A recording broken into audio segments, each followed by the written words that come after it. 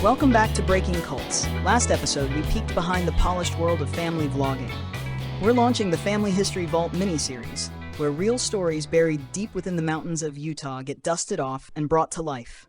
Our first story? The Great Escape of Caroline Hicks, set in 1800s Utah, where church and state were tangled tighter than a knotted rope. And trust me, this one reads like a wild western, a forbidden romance, and a full-on cinematic escape all rolled into one. Caroline is one of my third great-grandmothers. This is the story of her great escape, told through the perspective of her brother George. This audio narrative is adapted from his original writings, and we want to give a big warm welcome to our new Mormon viewers. We have Mormons, we have non-Mormons, former Mormons. So grab your hot drinks or your So-Delicious, because today we are entering the Family History Vault. It's common to write the history of the great and powerful, but that's not my story. I am one of the toilers, one of the hewers of wood and drawers of water. I am now just over 43 years old and have lived more than 25 of those years in Utah. I know her history. I have endured trials alongside the poor and humble people of this territory. I've watched Utah grow, and I've played a part, though not a public one, in her development. My sympathies are with the poor of the land. It is they who build up a country, and I do believe the Lord himself looks kindly on them, for it was to them this gospel was first preached. I was born in Upper Canada in a little Chippewa-named town called Singwakusia, Little Pine Tree. My father, George Barton Hicks, hailed from County Fermanagh in the north of Ireland.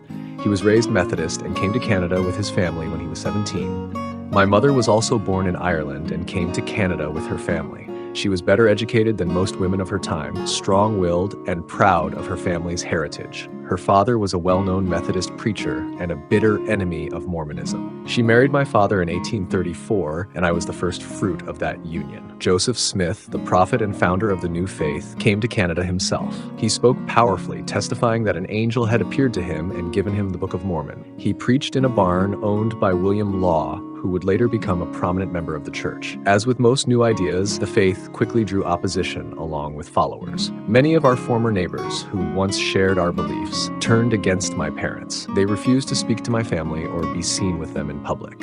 In November of 1839, my parents arrived in the town of Commerce. I remember it clearly. There were only a few scattered houses among the trees. The land was hilly and unfamiliar, and to my young eyes, it felt far from home. My father quickly got to work building a place for us to survive the winter. He put up a rough log cabin without a floor or even windows. That winter was a harsh one, though we were used to severe cold back in Canada. When spring came, the town's name changed. Commerce became the city of Nauvoo. People began arriving from all over the world, and lots were claimed across the growing city. My father secured a lot near our original cabin, and we built a new log house there. Soon, we had neighbors all around us. Orchards were planted, fine buildings went up, and what had once been a lonely wilderness was transformed by hard work into a thriving, fruitful place.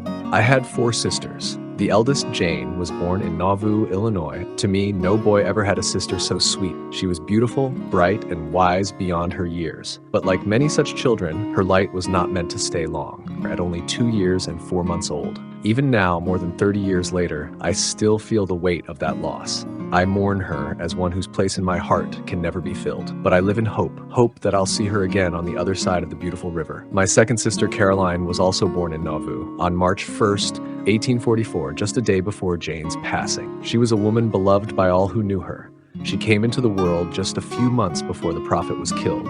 And I have not the least doubt that polygamy was the cause of the death of Joseph and Hiram Smith. It was the rock the church came near splitting upon in the days of Nauvoo.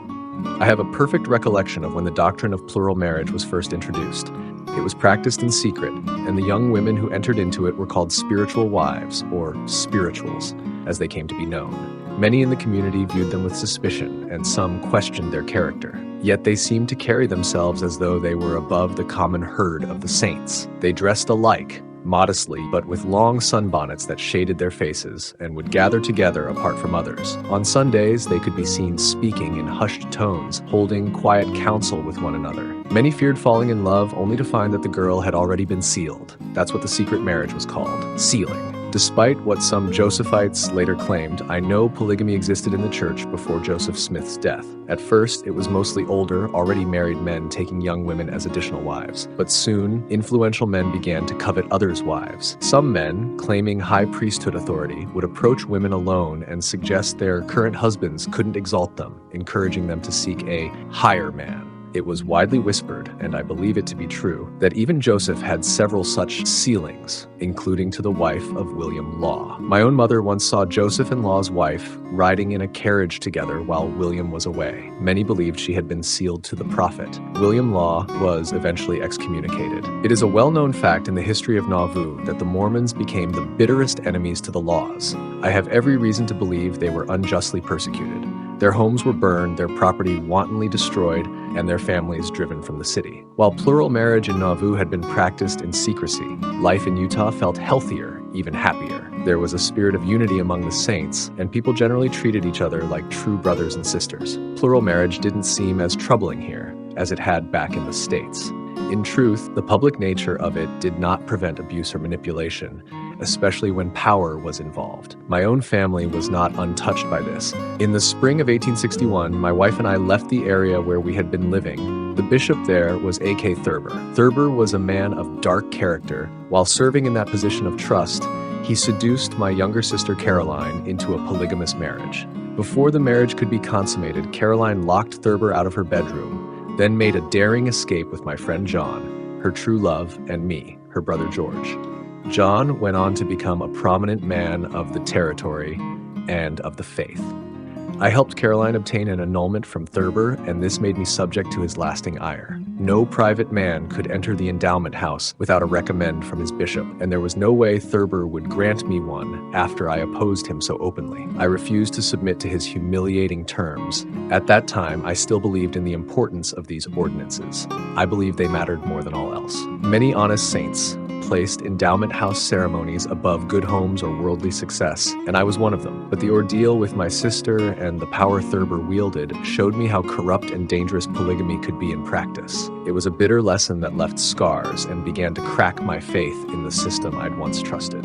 I believe polygamy caused more division in the church than any other doctrine. I've never known a woman truly happy in it. I've never received a spiritual confirmation of the truth of polygamy, and I've never seen it bring the peace of the gospel.